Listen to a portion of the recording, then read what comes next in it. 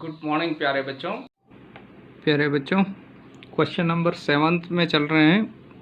Exercise 6.2 है। इसमें क्या कहा है, बहुत अच्छा क्वेश्चन है।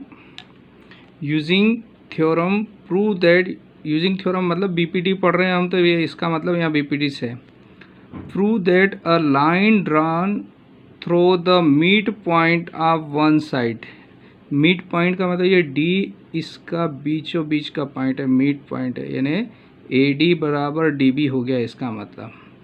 और एक ट्राइंगल है ए बी सी, इसके मिड पॉइंट से एक लाइन ड्रा करी।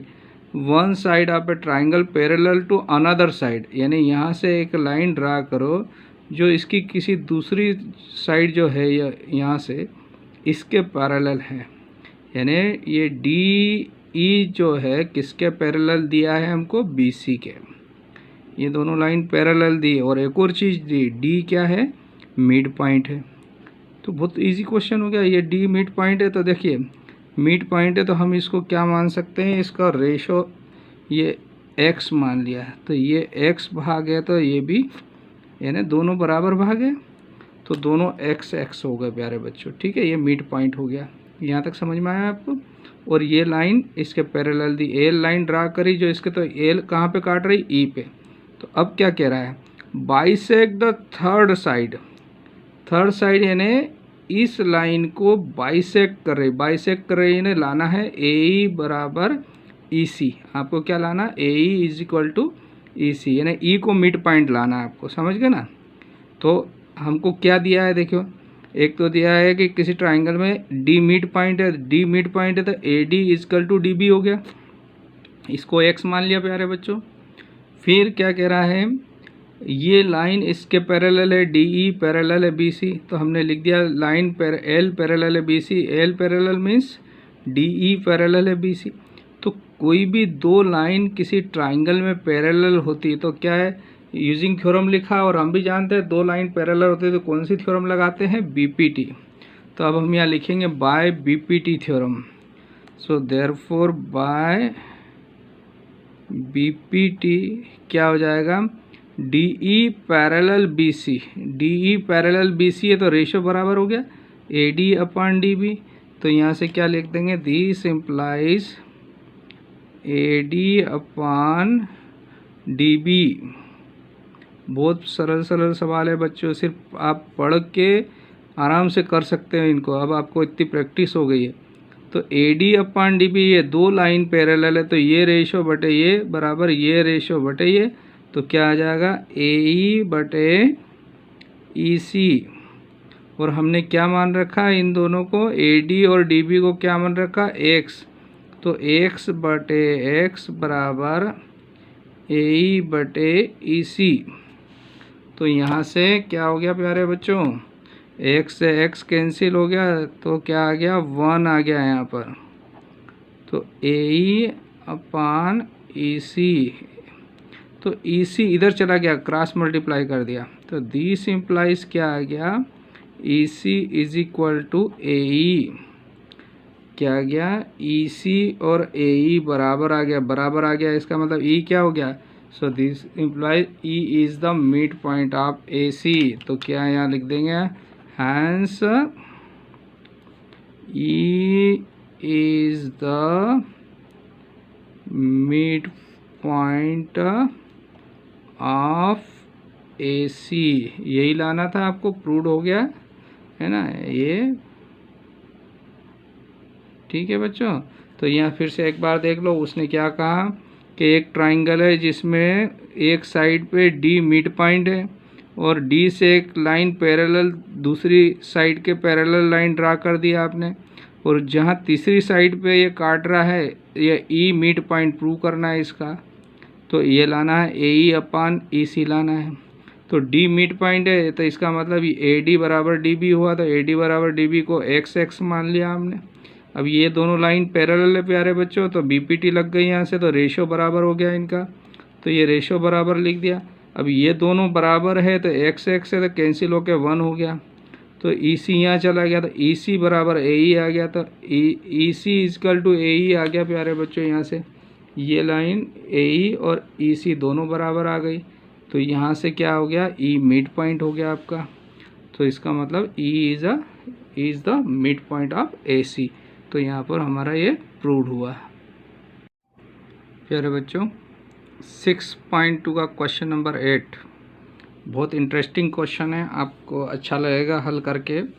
और मेरे हिसाब से जो अब हम पढ़ रहे हैं ट्रायंगल, वो एक बहुत इंटरेस्टिंग बनता जा रहा है। इसमें कुछ आपको इतना ज़्यादा परेशान होने जैसा कुछ भी नहीं। अगर बिना पढ़े हम देखेंगे और बड़ा क्वेश्चन है, लेकिन जब आप इस क्वेश्चन को पढ़ लेंगे, समझ लेंगे कि इसमें तो बीपीटी लग रहा है, बहुत इजी क्वेश्चन, आप फटाफट कर देंगे। तो आप मेरे साथ बने रहिए। आपको मैं ट्राइंगल हुआ, ट्रिग्नोमेट्री हुआ, ये जो कठिन बोलते हैं ना आप, ये कठिन नहीं, इनमें मज़ा आने लग जाएंगे आपको। तो देखते हैं क्या कह रहा है क्वेश्चन। यूजिंग थ्योरम, तो यूजिंग थ्योरम का मतलब है यहाँ बीपीटी यूज़ कर सकते हैं, क्योंकि बीपीटी पढ़ रहे हैं अभी हम इसमें 6 चैप्टर में, है ना। तो prove that the line joining the mid points, points लिखा है यानी 2 पॉइंट है, आप any 2 sides of a triangle. तो ये ट्राइंगल है बच्चों, तो इसकी 2 साइड हो गई है, ठीक है। तो ये दोनों साइड ए बी और ए सी 2 साइड है हमारे पास। और ये क्या कह रहा है, जॉइनिंग द मिड पॉइंट्स। तो ए बी का डी मिड पॉइंट है प्यारे बच्चों, और ए का ई बी मिड पॉइंट है। Joining the mid point of any 2 side, तो इसका मिड पॉइंट और इसके मिड पॉइंट को हमने ज्वाइन कर दिया, है ना। Of a triangle is parallel to third side. तो ये प्रूव करना है ये लाइन इसके पैरेलल है। तो 2 लाइन पैरेलल कब होती है, जब उनका रेशो बराबर आए। तो हमको इनका रेशो निकालना है प्यारे बच्चों। तो शुरुआत करते हैं। अगर आपको जो साधन दिया पहले उसका उपयोग करते हैं। तो क्या दिया है आपको, तो आपको दिया है कि डी और ई मिड पॉइंट है। मिड पॉइंट का मतलब होता है ये लाइन और ये लाइन बराबर है। तो हमने यहाँ लिख दिया, क्या लिखा प्यारे बच्चों, कि ए डी बराबर D B, A D equal to D B.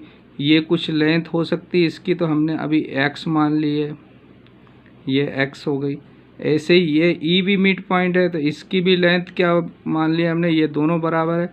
इसकी लेंथ y है तो इसकी लेंथ y है, दोनों इक्वल होगी क्योंकि ये मिड पॉइंट है। तो अब हमको 2 लाइन पैरेलल करना है। देखो बहुत सरल सवाल है। अपने को क्या करना है प्यारे बच्चों, दिया क्या है, यानी हमको कहाँ कहीं जाना है, तो साइकिल से जाना है, पैदल जाना है, कार से जाना है, या प्लेन से जाना है, वो साधन क्या है। तो हमारे पास साधन है डी और ई मिड पॉइंट है, और किस जगह जाना है, कहाँ पर पहुँचना है इस लाइन को पैरेलल बताना है।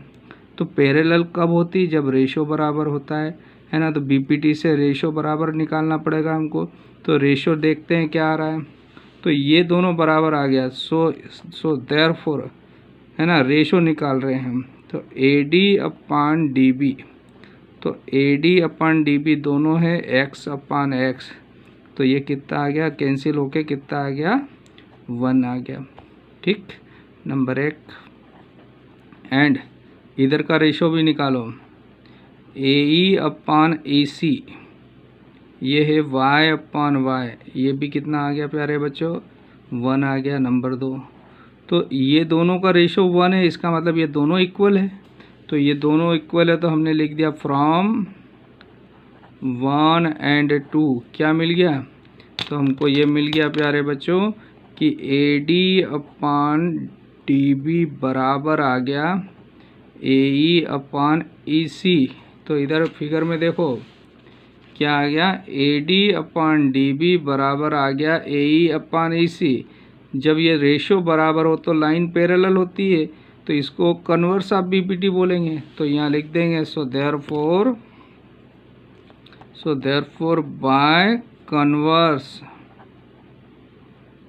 Of BPT, converse of BPT से रेशो बराबर है तो लाइन क्या हो गई, कन्वर्स ऑफ बीपीटी से लाइन पैरेलल हो गई प्यारे बच्चों।